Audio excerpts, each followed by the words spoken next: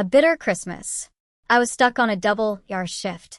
My parents and sister told my 16-year-old daughter she couldn't stay. A seat at the table? Denied. She drove home alone and spent Christmas in an empty house. I stayed calm. I took matters into my own hands. The next morning, my parents discovered a letter and erupted in screams. The dim kitchen light sliced through the pre-dawn darkness, illuminating the refrigerator door. On it, a hastily scrawled note, its casual cruelty a stark contrast to the festive season. Used your money for Connor. Watch him this week. Enjoying Cancun. Mom and Dad. My $23,000 student loan savings, meticulously accumulated over years, were gone. Vanished. Grandpa Ernest, hunched over a pathetic sandwich, his hand trembling, met my gaze. They'll regret this, sweetheart. 3 days later, they certainly did. I'm Lauren Mitchell, 35, an ER nurse and a single mother to my amazing daughter, Harper, who's 16. Working double shifts during the holidays comes with the territory in my profession. I've always managed the underlying tension with my parents and sister, swallowing my frustrations for Harper's sake, for the fragile illusion of family harmony. But last Christmas, a line was crossed, a boundary shattered in a way I never imagined possible. When my family effectively told my daughter there was no room for her at the Christmas table, forcing her to drive home alone to an empty house, my heart didn't just break, it completely shattered. But I didn't cause a scene, not then. Instead, I took decisive action. I became a nurse 12 years ago, driven by a raw desire to help others during their most vulnerable moments, to be a beacon of calm in the storm of crisis. The irony isn't lost on me that I've spent so much time caring for strangers, while sometimes failing to protect the person who matters most in my own life, Harper. My ex-husband, Jason, and I divorced when Harper was 7. The split was relatively amicable, but Jason's involvement in Harper's life has been inconsistent at best. He relocated to Seattle for work 3 years ago, and his visits became increasingly rare. Phone calls on birthdays, occasional texts, and child support payments that arrive mostly on time are the extent of his parenting. Harper stopped expecting more years ago, which breaks my heart, but also makes me fiercely proud of her quiet resilience. My parents, Richard and Eleanor Mitchell, live in a beautiful, colonial-style home in the suburbs, about 30 minutes from our modest apartment. Dad retired from his accounting firm 5 years ago, and Mom has always been a homemaker whose entire identity revolves around perfect family gatherings and immaculate housekeeping, where appearances often trump genuine connection. My younger sister, Amanda, married well. Her husband, Thomas, comes from money and works in finance, a world far removed from the grit of the ER. They have 2 children, Ethan, who's 13, and Zoe, who's 10. The family dynamic has always been complicated, steeped in unspoken rules and long-held resentments. Amanda was the golden child growing up, more willing to follow our mother's strict guidelines about proper behavior and appearance.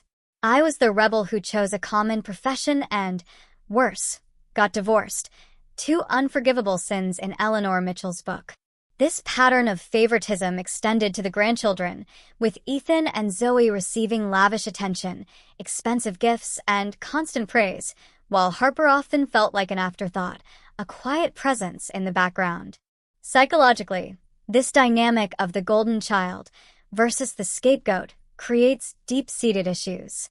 The favored child can develop a distorted sense of entitlement and lack of accountability, while the unfavored child often struggles with self-worth, feeling perpetually unseen or inadequate, constantly striving for approval that may never come. Despite this, Harper has always tried to win her grandparents' approval. She'd spend hours making homemade cards for their birthdays, meticulously crafting small tokens of affection. She'd help in the kitchen without being asked, her quiet competence often overlooked. She'd politely endure my mother's thinly veiled criticisms about everything from her casual clothing choices to her interest in photography instead of proper activities like Zoe's ballet or Ethan's tennis lessons. They just don't know how amazing you are, I'd tell Harper after particularly difficult family gatherings, when we'd decompress in the car on the drive home, the silent miles of space for healing. It's okay, Mom. She'd always respond, a shrug and a smile that didn't quite reach her eyes. I know they love me in their own way. At Memorial Hospital, where I work, I found the family support I often lacked at home. My colleague, Dr. Meredith Wilson, has become a dear friend over years of shared holiday shifts and emergency room chaos. She's single and has no children, but she's always taken a special interest in Harper, attending her school photography exhibitions and bringing her quirky souvenirs from medical conferences. This support system outside the family unit proved invaluable, a vital counterbalance to the conditional love we often received. Christmas has always been a production at my parents' house.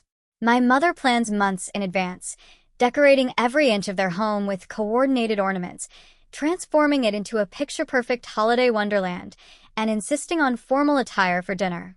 In previous years, I'd negotiated my hospital schedule to ensure Harper and I could attend, even if it meant working overnight on Christmas Eve or heading straight to a shift after opening presents.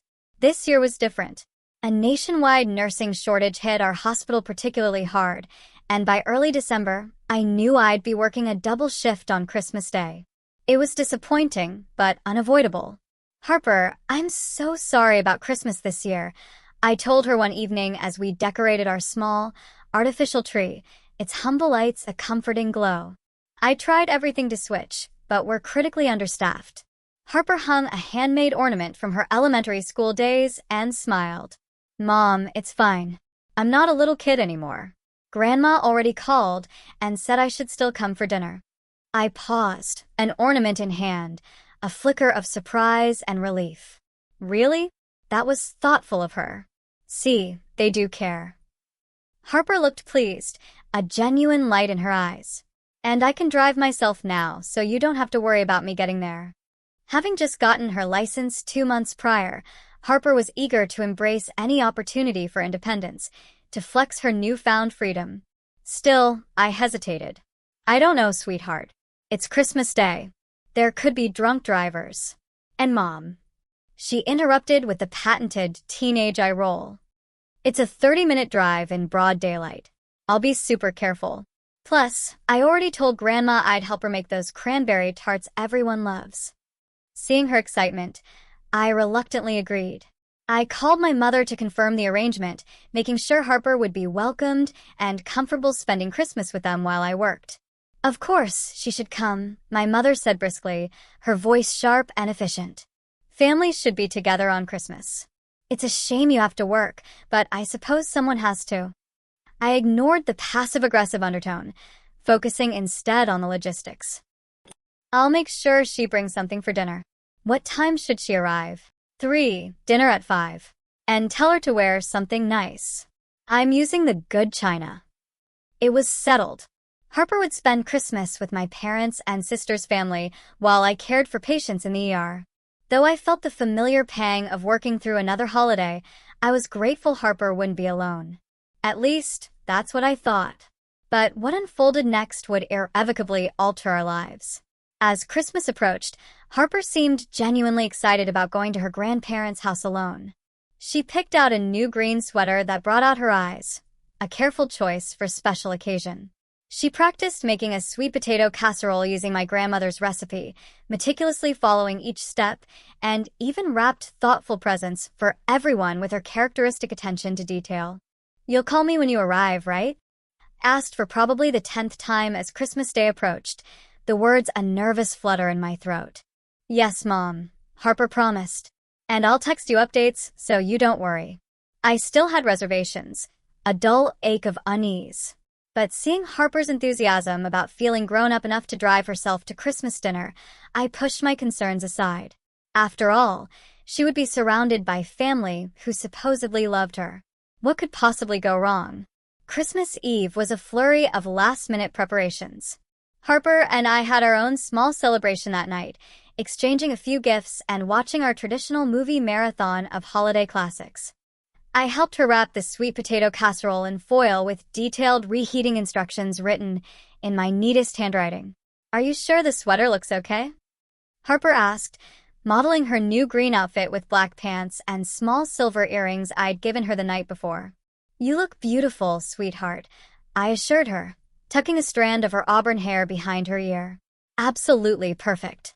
The next morning arrived too quickly. I had to report for my shift at 7 a.m. And as I donned my scrubs, Harper sleepily made her way to the kitchen to see me off. Remember, drive carefully, I said, hugging her tightly. Text me when you get there, and when I leave, and if anything happens, she finished with a smile, a practiced refrain. I know, Mom. I've got this. Go save lives. I kissed her forehead, trying to ignore the knot in my stomach, a cold premonition. Love you, Harper. Merry Christmas. Love you too. Now go before you're late.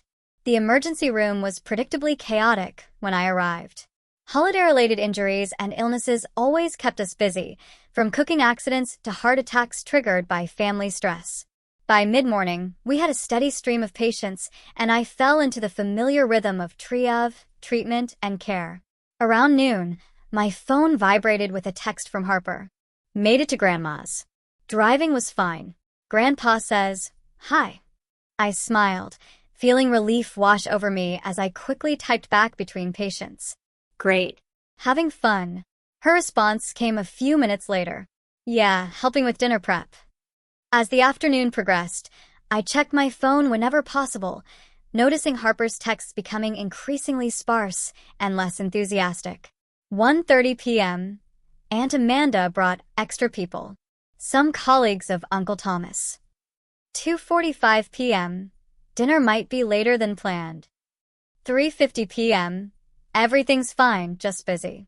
By 5:30 p.m., the ER had reached peak chaos. A multi-car accident had brought in several trauma patients simultaneously, and I hadn't checked my phone for over an hour. When I finally had a moment to breathe, I found a message that made my blood run cold. Coming home. Don't worry about me. My hand shook as I tried calling Harper, but the call went straight to voicemail. I tried again while rushing to the break room, panic rising in my throat, a choked sob. Dr. Wilson, I need a minute, I said to Meredith as I passed her in the hallway. What's wrong? She asked, following me, her eyes sharp with concern. It's Harper. Something happened at my parents'. My phone rang. Harper's face lighting up the screen. I answered immediately. Harper, what's going on? Are you okay? I'm fine, Mom, she said, her voice too controlled, too flat, an artificial calm that sent shivers down my spine. I'm driving home now. Why? What happened? Nothing important. Grandma just said there wasn't room at the table for me. It's no big deal. My heart dropped, a cold, sickening plunge. What do you mean, no room? What exactly happened, Harper? There was a long pause before she continued, her voice smaller now, more fragile. Aunt Amanda brought 4 extra people from Uncle Thomas's office. When it was time for dinner, Grandma said they needed the dining room seats for the adults. She told me to eat in the kitchen. I closed my eyes, gripping the phone tighter, picturing the scene, the casual dismissal. And then, I said that was fine, but then Grandma started rearranging, making sure Ethan and Zoe were at the main table with everyone else. When I brought my plate to the kitchen, she said. Harper's voice cracked slightly, a tremor of suppressed hurt. She said there was a lot going on, and maybe it would be better if I just came back another time when it wasn't so hectic. She said there was really no room, and maybe next year would be better. White-hot anger surged through me, a primal, protective fury. Did anyone say anything? Grandpa? Amanda? Grandpa was busy carving the turkey. Aunt Amanda just looked uncomfortable and kept talking to her guests. Uncle Thomas suggested I could eat in their car if I wanted to wait. Harper's attempt at a laugh came out more like a sob. No one even offered to drive me home or make me a plate to take with me. So, I just left. Where are you now? I asked, struggling to keep my voice steady, to contain the raw emotion bubbling within me. About 10 minutes from home. I'm being careful. I promise. Harper, I'm so sorry. I can try to get someone to cover. No, Mom, she interrupted firmly. You have patients who need you. I'm fine. Really, I'll just heat up some leftovers at home. Text me the second you get home, I insisted, my voice tight. Leave the location sharing on your phone turned on. I will. Don't worry. After we hung up, I stood frozen in the break room, shaking with a mixture of fury and heartbreak. Meredith placed a hand on my shoulder. What happened? I explained the situation, each word tasting bitter in my mouth, each detail a fresh wound. That's horrible, Meredith said, her expression darkening. Do you need to leave? I can talk to Reynolds about emergency coverage. I looked through the break room window at the busy ER, weighing my professional duty against my maternal instinct, a conflict that tore at my very core. There were patients in pain, scared, and separated from their families on Christmas. No, I finally said. Harper says she's okay for now. She'll be home soon, and there's nothing I can do to fix this immediately. These patients need me here. I checked my watch. My shift ends at midnight. I'll handle my family then. Meredith squeezed my arm. Let me know if you change your mind. And Lauren, don't let them get away with this. I nodded, returning to the floor with a newfound clarity amid my anger. As I checked vitals and administered medications, my mind replayed years of subtle and not-so-subtle mistreatment that I had allowed to continue for the sake of family harmony. Harper texting that she had arrived home safely was my only comfort as I worked through the evening. What I realized next changed everything. We exchanged messages when I could. Are you hungry? There's leftover pasta in the blue container. Found it. I'm okay, Mom. Don't worry about me. Did anyone call you from Grandma's? A longer pause before. No. No one. That simple no cemented my resolve, hardening the edges of my burgeoning fury. During my dinner break, I called my friend Rachel, who lived in our apartment complex. Rachel, I hate to ask on Christmas, but is there any chance you have extra food? Harper's alone at home, and... Say no more. Rachel interrupted.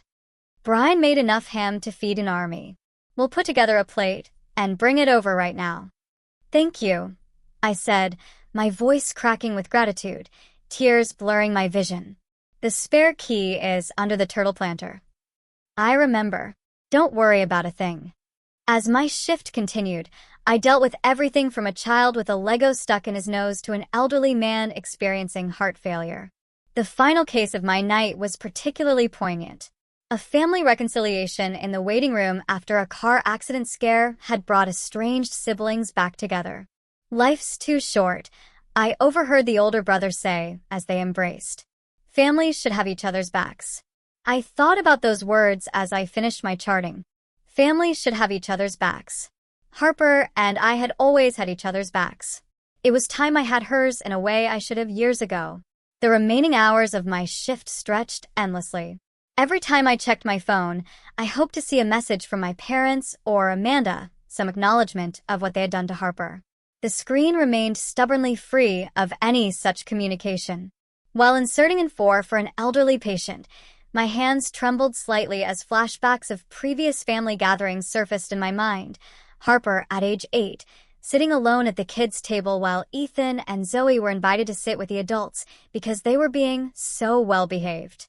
Harper at 12, excitedly showing her grandmother a painting that had won a school art contest, only to have Eleanor glance at it dismissively and change the subject to Zoe's ballet recital.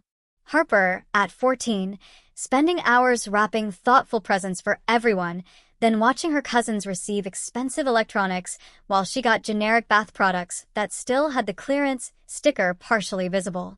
Are you all right, dear? My elderly patient asked, noticing my distraction, her frail hand covering mine. I forced a smile. Yes, just thinking about my daughter. She's home alone on Christmas. The woman patted my hand with her free one. You're here helping others. That's teaching her an important lesson about service. She'll be just fine. I nodded, but the truth gnawed at me. I wasn't just teaching Harper about service. I was inadvertently teaching her that it was acceptable to be treated as less than by people who were supposed to love her, that her feelings and dignity were negotiable. This insidious lesson, taught through repeated microaggressions and gaslighting, chips away at a child's self-esteem and sense of belonging. The victim is subtly made to feel that their reactions are overblown, or that they are somehow the cause of their own mistreatment. During my break around 10 p.m., I texted Harper again. "How are you doing, sweetheart?" "I'm okay. Rachel and Brian brought over food. They're really nice." "Did you eat enough?" "Yeah, their ham was actually better than Grandma's." "Don't tell her I said that." I smiled despite everything, recognizing Harper's attempt to lighten the mood, a brave, fragile gesture. "Your secret's safe with me. Did you open the present I left on your nightstand?" "Not yet. Saving it for when you get home." "Good idea. Try to get some sleep if you can. I'll be home around 12:30. I'll probably still be up. Love you, Mom." "Love you, too, more than anything." I put my phone away and leaned against the wall, suddenly exhausted beyond the physical demands of my shift. Meredith found me there, offering a cup of coffee. "Rough night?" she asked, sliding down to sit beside me. "Harper's always tried so hard with them," I said, accepting the coffee gratefully, the warmth seeping into my chilled hands. Every birthday card, every school achievement, every time she helped my mother in the kitchen without being asked, she was trying to earn their love. As if love is something you should have to earn from your own family. Meredith nodded. "My mother was the same way with me.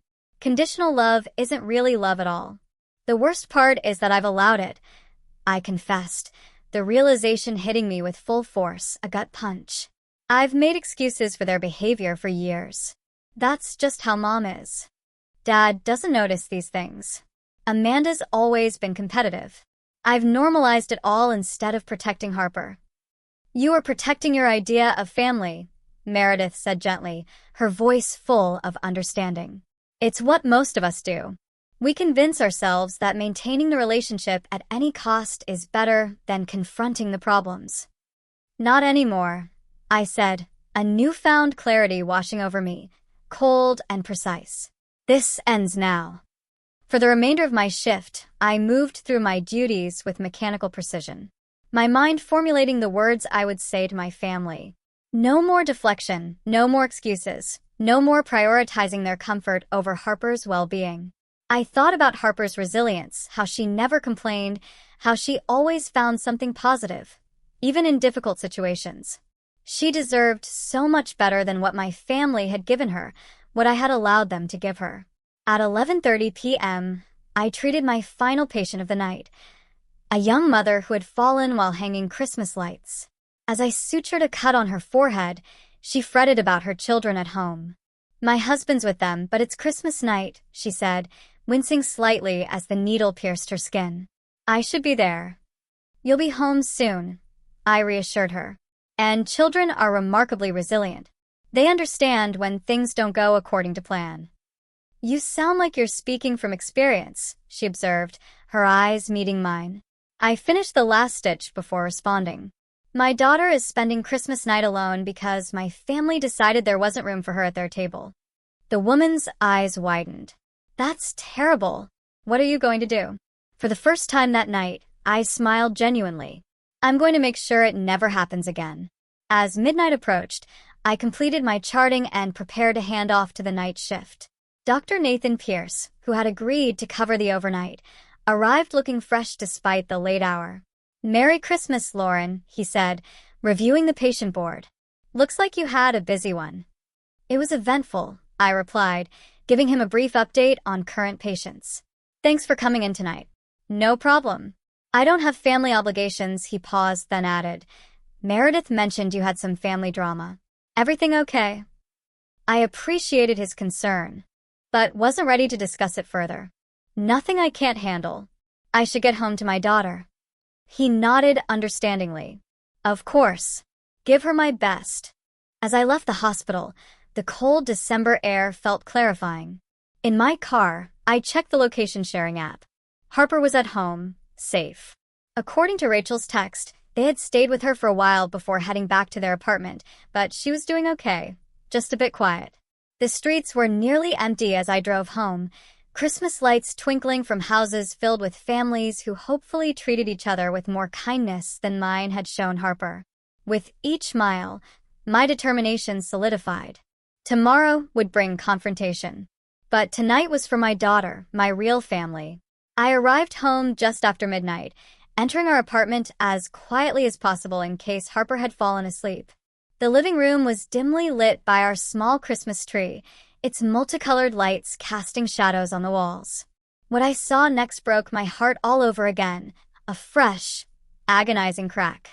On the coffee table sat the remains of Harper's makeshift Christmas dinner, a paper plate with a few bites of the ham Rachel had brought over, a half-eaten microwaved baked potato, and an empty mug that had probably contained hot chocolate.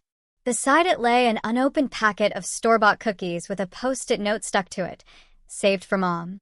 I moved through this silent apartment to Harper's bedroom, gently pushing open the door. She was curled up on her bed, still fully dressed in her Christmas outfit, her phone clutched in her hand as if waiting for a call or message that never came. Even in sleep, her face wasn't entirely peaceful. Her eyebrows drawn together slightly, dried tear tracks visible on her cheeks. On her nightstand was the small wrapped package I'd left for her, a delicate silver camera charm for the bracelet she'd been collecting charms for since she was 12. It remained unopened. Around her, I noticed several wadded-up tissues. On her desk, the presents she had carefully wrapped for my parents' and sister's family sat in a neat pile, now with nowhere to go. The sight ignited something primal within me. A fierce protective fury I hadn't allowed myself to fully feel until that moment. This was my child, my beautiful, kind-hearted daughter, who had done nothing to deserve such callous treatment, who had driven home alone on Christmas Day, sat in an empty house, and cried herself to sleep, still wearing the outfit she had so carefully chosen to impress people who couldn't be bothered to make space for her at their table. I gently sat on the edge of her bed, brushing hair from her forehead. Her eyes fluttered open. "Mom," she murmured, voice thick with sleep. "What time is it?" "Just after midnight." "I'm home now," I whispered, continuing to stroke her hair. She blinked fully awake, suddenly remembering. "Oh, how is work?" "Never mind work. Tell me everything that happened today. The full story."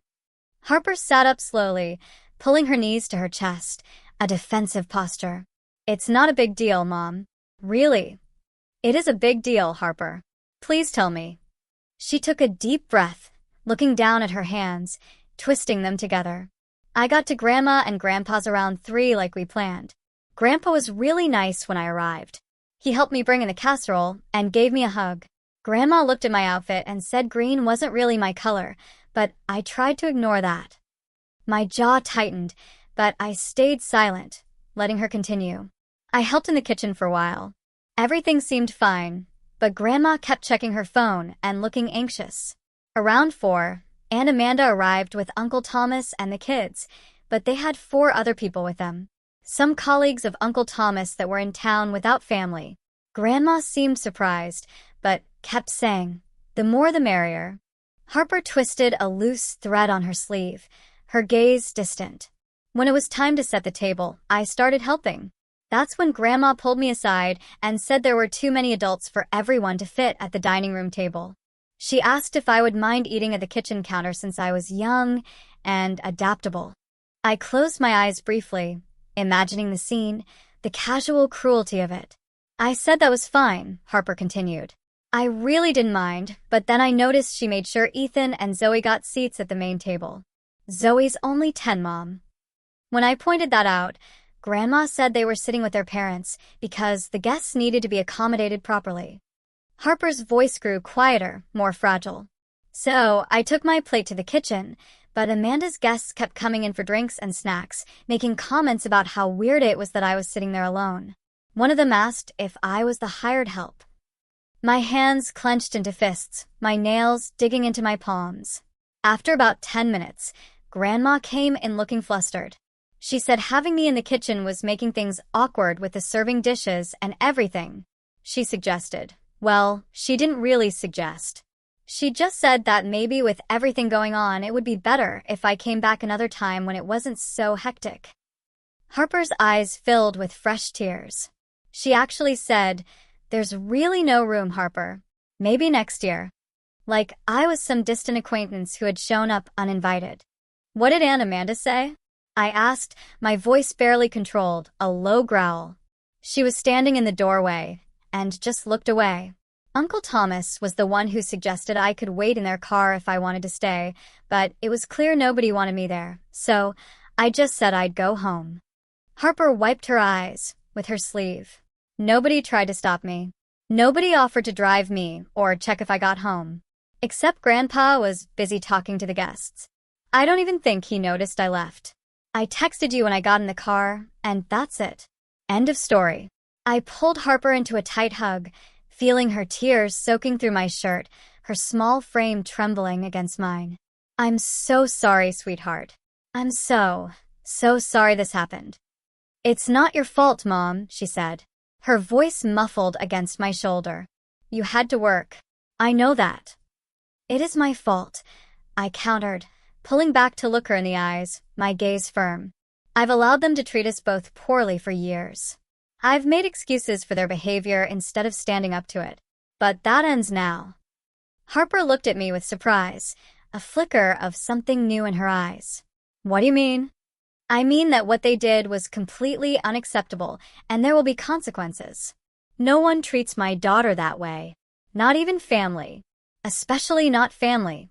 For the first time since I'd come home, Harper's face lightened slightly, a ghost of a smile playing on her lips. You're not going to go all Mama Bear on them, are you? I smiled despite my anger. Maybe. Would that embarrass you? No, she said after a moment's consideration. Actually, I think I'd be okay with that. We sat talking for another hour, Harper eventually changing into pajamas while I made us both fresh hot chocolate. As the conversation wound down, exhaustion caught up with us. I suggested we both try to get some sleep. Can I stay with you tonight? Harper asked in a small voice that reminded me of when she was much younger, more vulnerable. Of course, I said, heart aching at her vulnerability. We fell asleep in my bed, Harper's head on my shoulder, like when she was a child afraid of thunderstorms. I held her close, silently, promising that I would never again allow anyone to make her feel unwanted or unworthy, regardless of their relationship to us. I woke at dawn with absolute clarity about what needed to be done. Carefully sliding out of bed to avoid waking Harper, I began setting my plan in motion. It was time to show my daughter what standing up for yourself and for those you love really looked like. This was the first true act of parental protectiveness I had been able to give her in years, and it felt like a powerful, cleansing force. The morning light filtered through the blinds as I made my first phone call. The hospital was understanding about my request for a personal day. I rarely asked for unscheduled time off, and they knew I wouldn't do so without good reason. With that settled, I moved quietly around the apartment, gathering what I needed. First, I collected the Christmas decorations from my parents' house, items my mother had insisted I take to make Harper's Christmas more festive. Into a box they went, ready to be returned. Next, I prepared breakfast, pancakes with chocolate chips in the shape of a smiley face, something I used to make for Harper on difficult days when she was younger. I set everything on a tray with a small vase containing a single red carnation I'd found in our miniature garden on the balcony. While the coffee brewed, I made my next move. I called my parents' house, unsurprised when it went to voicemail after several rings. They were never early risers, especially after hosting a dinner party. Mom, Dad, this is Lauren, I said, my voice calm and clear, devoid of emotion. What happened yesterday with Harper was completely unacceptable. I'm taking the day off work to spend it with my daughter, who spent Christmas alone because you decided there wasn't room for her. I'll be bringing back all the Christmas decorations you gave us, as we'll be creating our own traditions from now on. If you want to have a relationship with either of us moving forward, it will be on new terms with clear boundaries and respect. I'll be in touch when I'm ready to discuss what those terms will be. I hung up, feeling a weight lift from my shoulders. No anger, no yelling, just clear consequences for their actions. Next, I sent a text message to my sister. Amanda, we need to talk about yesterday. Harper told me everything that happened. I'm beyond disappointed in your role in this. Her response came surprisingly quickly. Lauren, you're overreacting. It was crowded and awkward. We didn't plan to have extra guests. Harper seemed fine with going home. My fingers flew across the keyboard. A 16-year-old driving home alone on Christmas to an empty house because adults couldn't make space for her is not fine. Your children were accommodated while mine was sent away. That speaks volumes about what you think of Harper. Amanda's next response showed her true colors. That's not fair. My kids are younger. Harper is practically an adult. Mom was stressed trying to accommodate everyone. It wasn't personal. I took a deep breath before responding. It was absolutely personal to Harper. She prepared for days, was excited to be with family, and ended up alone on Christmas while everyone else celebrated. No one even checked if she got home safely. Think about how that felt for her. Would you accept that treatment for Ethan or Zoe? When no immediate response came, I continued. This isn't just about yesterday. It's about years of Harper being treated as less important than your children. I've allowed it because I wanted to keep the peace, but that ends now. If you want a relationship with us moving forward, things need to change dramatically. I put my phone down, hearing movement from my bedroom. Harper appeared in the doorway, hair tousled from sleep, looking younger than her 16 years. "Morning," she said cautiously, eyeing my expression. "What are you doing up so early?" "Making breakfast," I said, gesturing to the tray and taking a personal day. "I thought we could have our own Christmas celebration today." Her eyes widened. "But your shift is covered," I finished. "Today is just for us." Harper noticed my phone lighting up with a call. "Is that Grandma?" "Yes," I confirmed, silencing the ringer. "But she can wait. Breakfast first." We sat together at our small kitchen table, eating pancakes and talking about everything and nothing. I didn't mention my calls and texts, wanting to give Harper a peaceful morning. As we were clearing the dishes, my phone rang again. My father this time. "I should probably take this," I said to Harper, who nodded. "Hey, Dad," I answered, stepping onto the balcony for privacy. "Lauren, what's this message about?" he asked, sounding genuinely confused. "Your mother is upset. What happened with Harper yesterday?" I explained the situation in detail, not softening any aspects of how Harper had been treated. There was a long silence when I finished. "I had no idea," he finally said, his voice heavy. "I was busy with the guests, carving the turkey. I didn't realize Harper left. Your mother didn't tell me she'd asked her to go home." "Whether you knew or not, Dad, it happened. And it's part of a pattern that's been going on for years." "That's not fair, Lauren. We love Harper." "Love isn't just a feeling, Dad. It's actions. And your actions, all of you, have consistently shown Harper that she's less important, less valued than Amanda's children." He started to protest, but I continued firmly. "I'm not having this conversation to hear excuses or justifications. I'm letting you know that things are changing. If you want to be in our lives, you need to respect both of us. That means acknowledging what happened, apologizing sincerely to Harper, and making real changes going forward." Another pause. "Your mother wants to talk to you." "Not today," I said firmly. "I'm spending the day with Harper. We can talk tomorrow if you'd like, but it needs to be a conversation, not your chance to explain away what happened." After we hung up, I returned to find Harper sitting on the couch, trying to appear casual, though I could tell she'd been listening. "Everything okay?" she asked. "Getting there," I assured her. "I've let them know that things need to change if they want to be in our lives." Harper looked both impressed and slightly alarmed. "What if they don't want to change?" I sat beside her, taking her hands in mine. "Then we'll build our family elsewhere, with people who value you properly." As if on cue, the doorbell rang. I opened it to find Meredith standing there with armfuls of grocery bags. "Reinforcements have arrived," she announced, breezing past me into the kitchen. "I brought everything for a proper Christmas dinner. Hope that's okay." Harper's face lit up. "Dr. Wilson, you didn't have to do that. It's Meredith outside the hospital, remember?" And of course I did. "No one should miss Christmas dinner." She began unpacking ingredients, a small turkey, potatoes, vegetables, and several dessert options. Before I could thank her properly, the doorbell rang again. This time it was Rachel and Brian from across the hall along with their college-age son, Michael. "We thought you might want some company," Rachel said with a warm smile. "And Brian makes amazing stuffing. The more the merrier." I said, the phrase taking on new meaning as I welcomed them in, my heart swelling with an unfamiliar warmth.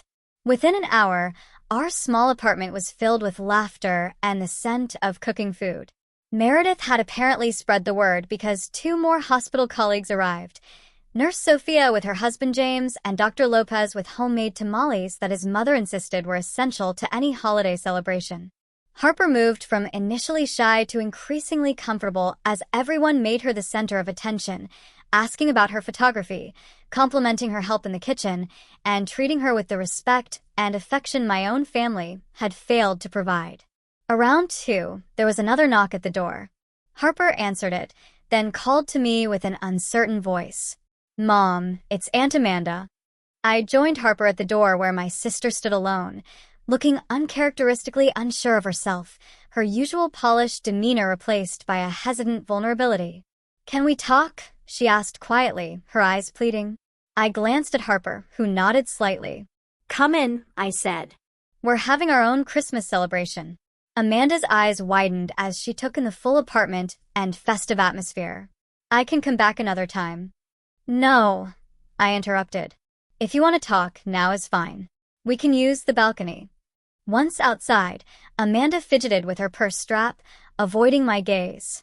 "I wanted to apologize to both of you, but especially to Harper. What happened yesterday was wrong." "Yes, it was." I agreed, not making it easier for her. I should have said something when Mom told her to leave. I knew it wasn't right, but she trailed off. "What?" But I didn't want to make a scene. I didn't want to upset Mom or make things awkward with Thomas's colleagues. She looked down, her shoulders slumping. I put everyone else's comfort above Harper's feelings. That was wrong. Her honesty surprised me, a genuine crack in the carefully constructed facade she'd worn for years. "Yes, it was." "The truth is," Amanda continued, her voice quieter, "I've always been a little jealous of your relationship with Harper. You two have something special. You're not just mother and daughter. You're actually friends. You respect each other. I don't have that with my kids." I hadn't expected this level of vulnerability from my always composed sister. "That doesn't excuse what happened," she added quickly. "Nothing does. I just wanted you to know that it comes from my own insecurities, not from not caring about Harper." "Amanda, you've allowed your children to be favored over Harper for years. You've participated in it." She nodded, tears forming in her eyes. "I know, and I'm truly sorry. I'd like a chance to make it right if Harper's willing to give me that chance." I studied my sister, seeing genuine remorse in her eyes. "That's up to Harper.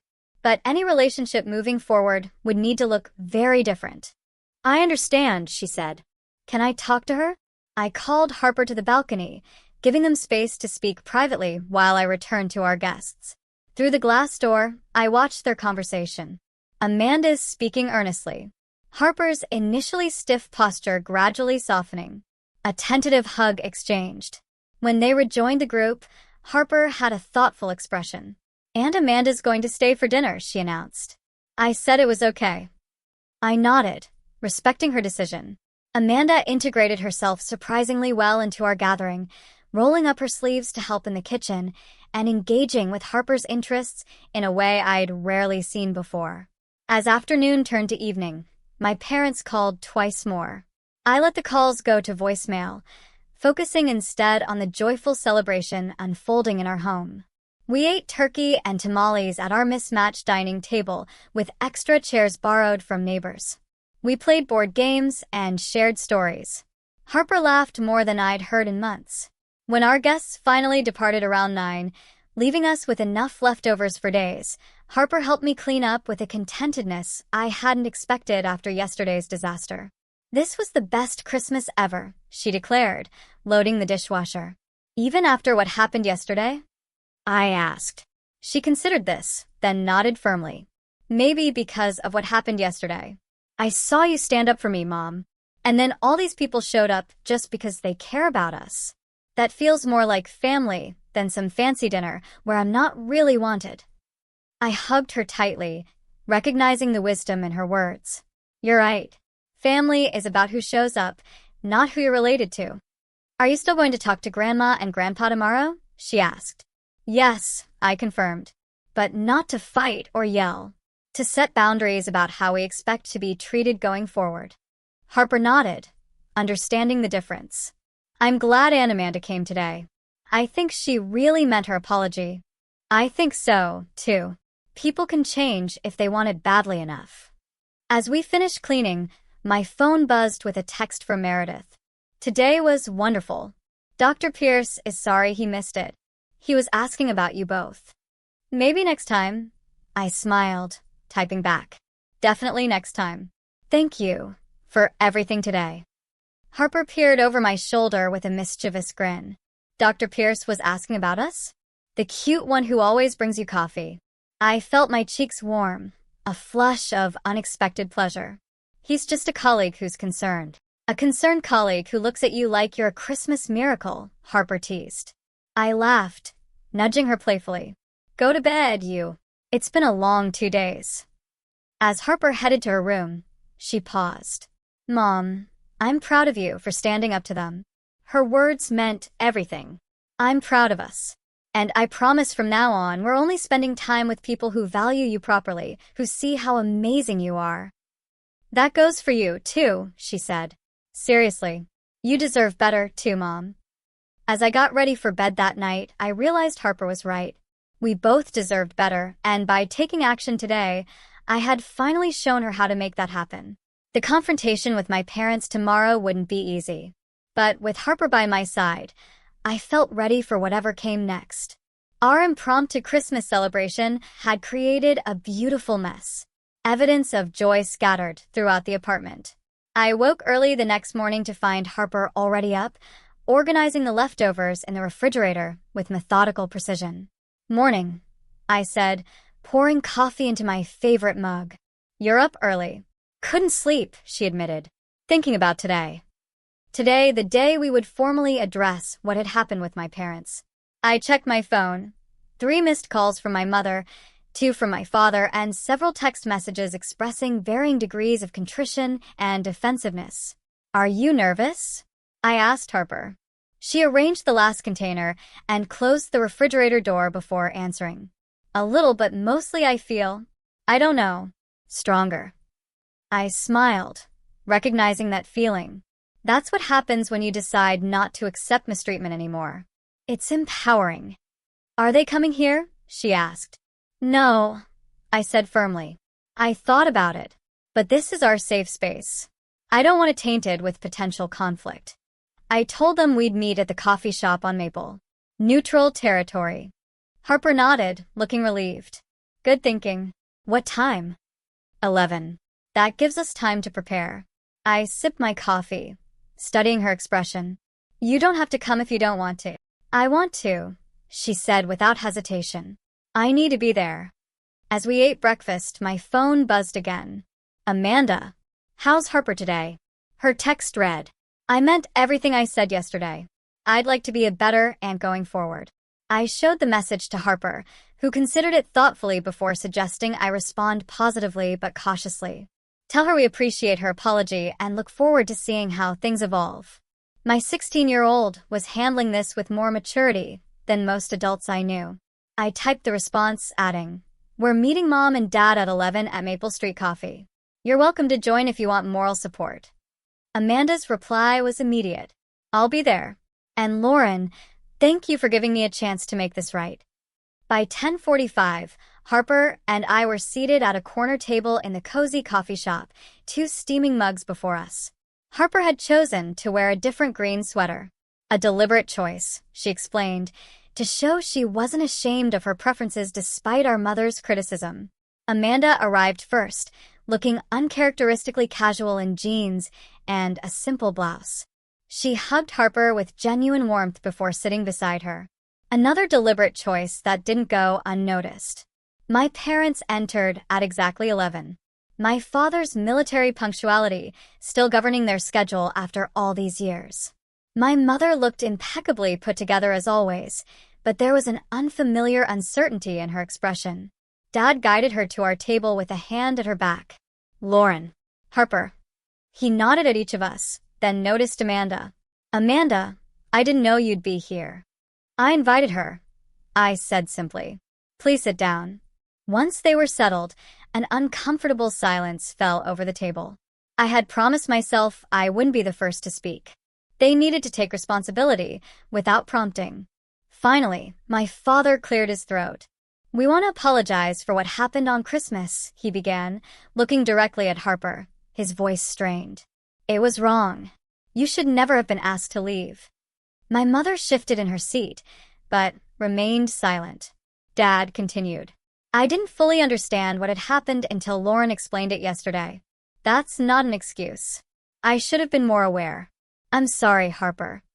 Harper nodded slightly, but didn't speak. Her silence seemed to unnerve my parents more than any angry words could have. Eleanor, my father prompted gently. Don't you have something to say? My mother straightened her already perfect posture. Yes. Well, things got rather hectic with the unexpected guests. Perhaps I didn't handle it as well as I could have. I felt Harper tense beside me, her small hand clenching under the table. This non-apology was exactly what I had expected. Mom, I said evenly. Harper drove home alone on Christmas Day to an empty house because you told her there was no room for her while making space for everyone else, including children younger than her. Not handling it well doesn't begin to cover what happened. My mother's cheeks flushed. What would you have had me do, Lauren? We didn't have enough chairs. You could have asked one of the adults to eat later, Amanda interjected, surprising me with her directness. Or we could have eaten in shifts. Or someone could have run to get a folding table. There were dozens of solutions that didn't involve sending Harper away. Mother turned to Amanda with betrayal in her eyes. You didn't say anything at the time. I know, Amanda acknowledged. And I was wrong. I've apologized to Harper for that. The issue isn't just Christmas Day, I continued, keeping my voice level. It's years of Harper being treated as less important than Ethan and Zoe, less deserving of attention, affection, and consideration. That's not true, my mother protested. We love Harper. Love is demonstrated through actions, Mom, I said. And your actions have consistently shown favoritism. Dad placed a calming hand on my mother's arm before addressing me. What do you want from us, Lauren? We're here. We're apologizing. What else can we do? This was the opening I had been waiting for. If you want to have a relationship with us moving forward, there need to be clear expectations and boundaries. I outlined what those boundaries would look like. Equal treatment for all grandchildren, respect for both Harper and me as individuals with valid feelings and preferences, no criticism of our life choices or appearances, and most importantly, accountability when these boundaries were crossed. Additionally, I continued, we won't be attending any family gatherings where these expectations aren't met. We're no longer willing to endure discomfort or disrespect for the sake of keeping the peace. My mother looked stunned.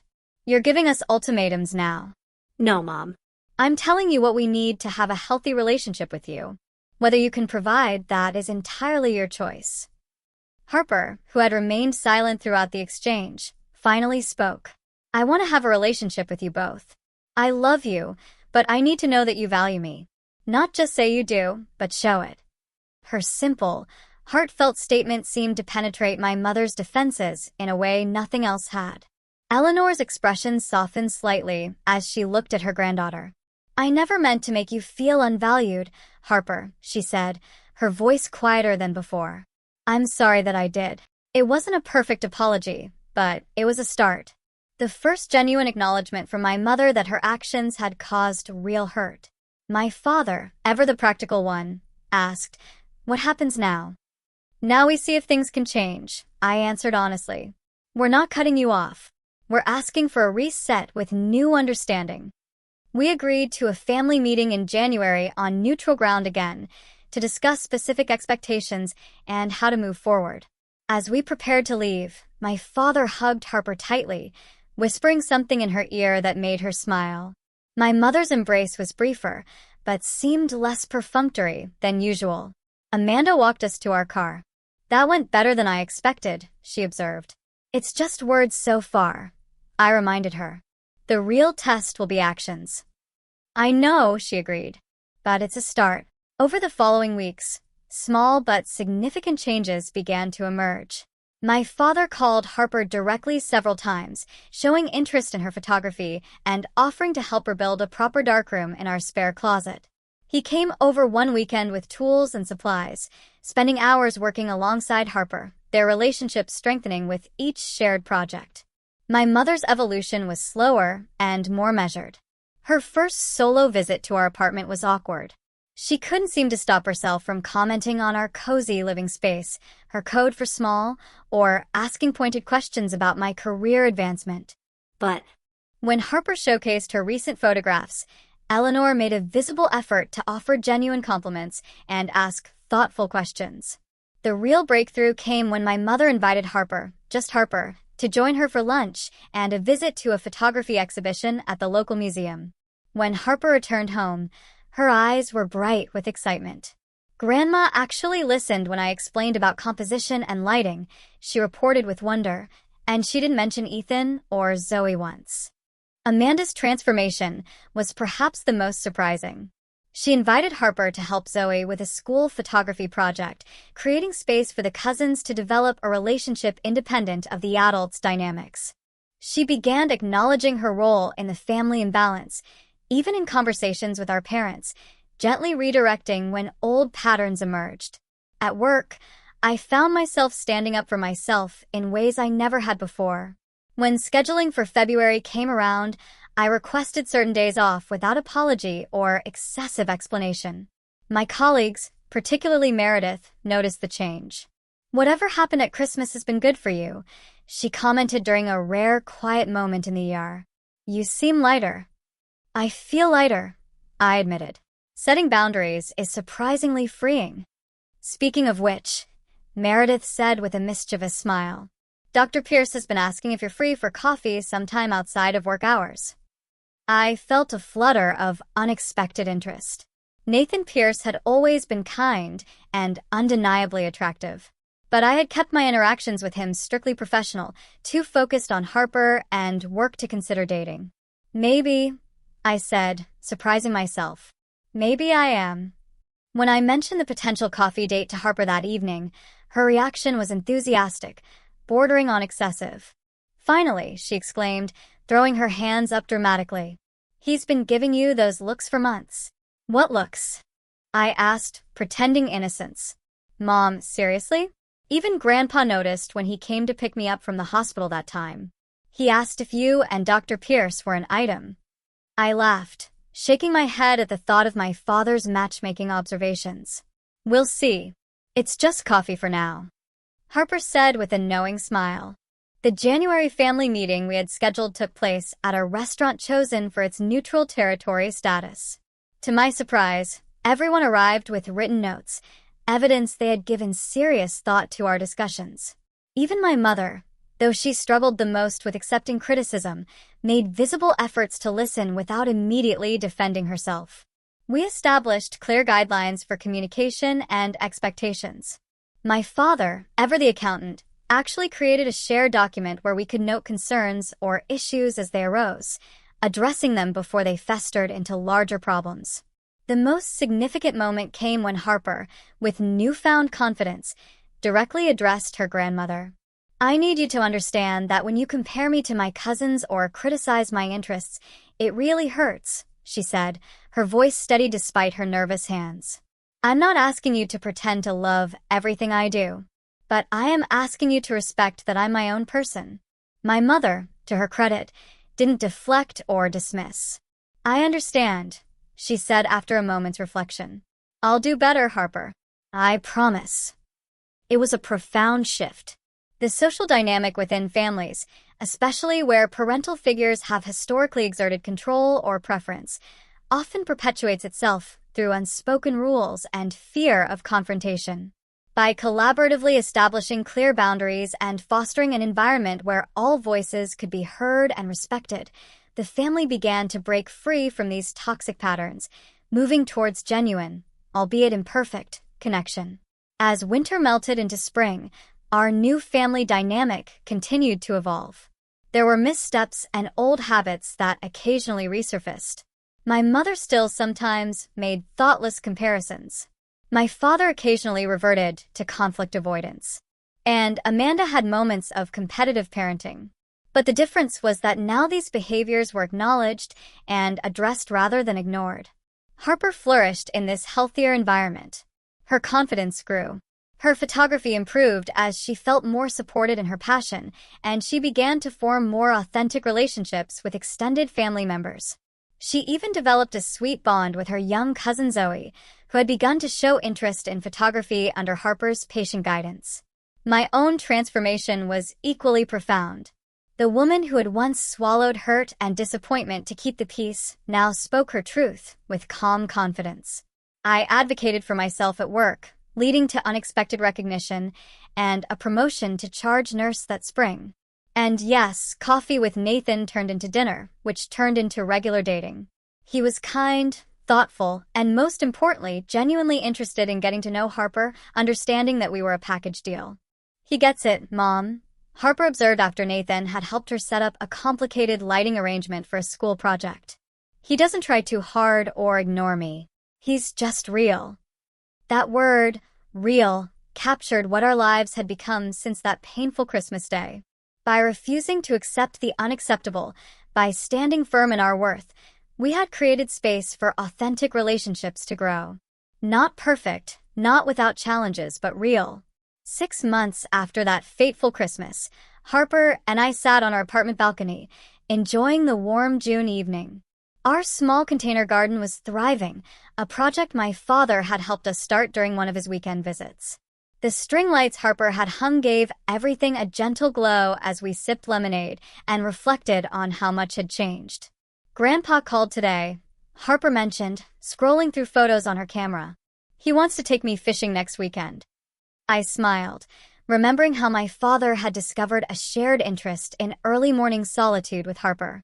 Their fishing trips had become a monthly tradition, opportunities for quiet conversation and understanding that had been missing before. "What about Ethan and Zoe?" I asked, curious if the old patterns were truly changing. Harper shrugged. "Ethan's not interested. Zoe might come next time, but she has a recital this weekend." Grandpa said, "It's my special time anyway." That simple statement represented enormous progress. My father had made genuine efforts to form individual relationships with each grandchild, recognizing Harper's unique qualities rather than lumping the cousins together or favoring the others. My mother's journey had been more complicated. After initially resisting change, Eleanor had eventually recognized the ultimatum for what it truly was, not punishment, but an opportunity to build a healthier relationship. While she still occasionally slipped into old habits of criticism or comparison, she now caught herself more often than not, sometimes even mid-sentence. "Grandma texted me about the photography competition," Harper continued, showing me the message. "She found the application and sent me the link before I even mentioned I was interested." The photography competition was a prestigious local contest that Eleanor had discovered through her museum volunteer work. The fact that she had thought of Harper immediately, taking initiative to support her passion, spoke volumes about her efforts to change. Our relationship with Amanda's family had transformed as well. The competitive undercurrent had largely dissolved, replaced by more authentic interactions. The cousins now spent time together based on genuine interest rather than obligatory family gatherings. Ethan, now 14, had actually sought Harper's help with a school photography project, recognizing her talent in a way that would have been unimaginable before. Amanda asked if we want to join them at the lake house in August, Harper mentioned. "Just a casual thing," she said. "No pressure. Do you want to go?" I asked, keeping my tone neutral. Harper considered this. "Yeah, I think I do. It's different now. She actually sees me." That was the heart of everything, being truly seen. The changes in our extended family hadn't happened overnight, and they hadn't been without setbacks. There had been tense conversations, moments of backsliding, and periods of frustration on all sides. But the consistent enforcement of boundaries had slowly created a new normal. My relationship with Nathan had developed gradually over these months. He understood my priorities and respected the boundaries I set around my time with Harper. His patience and genuine interest in both our lives had allowed something beautiful to grow between us. "Dr. Pierce is coming over for dinner tomorrow, right?" Harper asked with a knowing smile. Nathan, I corrected gently. And yes, he's bringing ingredients to teach us both how to make proper paella. You really like him, don't you? Harper observed, her perceptiveness catching me off guard. I felt my cheeks warm. I do, but you know you're still my priority, right? Mom, Harper said with an exaggerated eye roll. I know that. I also know that you deserve to be happy, and he makes you happy. Her maturity continually amazed me. When did you get so wise? Probably around Christmas, she answered thoughtfully. Watching you stand up for us changed something for me. I realized that accepting bad treatment doesn't make you a good person. It just teaches people it's okay to treat you badly. I reached across the small table and squeezed her hand. That's exactly right. I've been thinking about that a lot lately, she continued, especially with college applications coming up next year. I used to worry so much about what everyone thought, especially Grandma and Aunt Amanda. Now I'm just focusing on what I actually want. And what do you want? I asked. To study photojournalism, she said without hesitation. To tell stories through images that make people feel something. The confidence in her voice was the greatest gift of this entire journey. My daughter now understood her own worth in a way that would serve her throughout her life. Our conversation was interrupted by my phone ringing, Meredith calling about a baby shower for another colleague. As I spoke with her, finalizing details for the gift we would bring together, I watched Harper photographing the sunset, completely absorbed and capturing the perfect light. When I hung up, Harper turned to me with curiosity. Remember when you said that standing up to Grandma and Grandpa wasn't just about one Christmas dinner? I nodded. I get it now, she continued. It was about teaching me to value myself enough to expect proper treatment, right? That's exactly it, I confirmed, amazed by her insight. The greatest gift I could give you wasn't protection from every hurt, but the tools to protect yourself, to know your worth, and expect others to honor it. As darkness fell, we remained on the balcony, planning our summer and discussing possibilities for the future.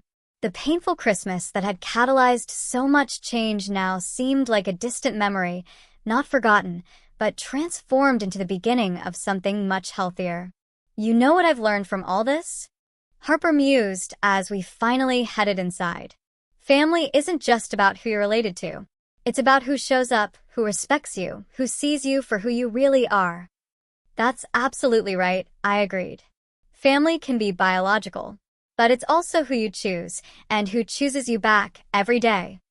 As Harper headed to her room, I lingered in our living room, looking at the photographs now prominently displayed on our walls, images Harper had taken, properly framed and honored. Among them was a new family photo from Easter. Everyone actually smiling genuinely. Not perfect, but real, authentically yes. The journey from that painful Christmas to now hadn't been easy, but it had been ultimately healing.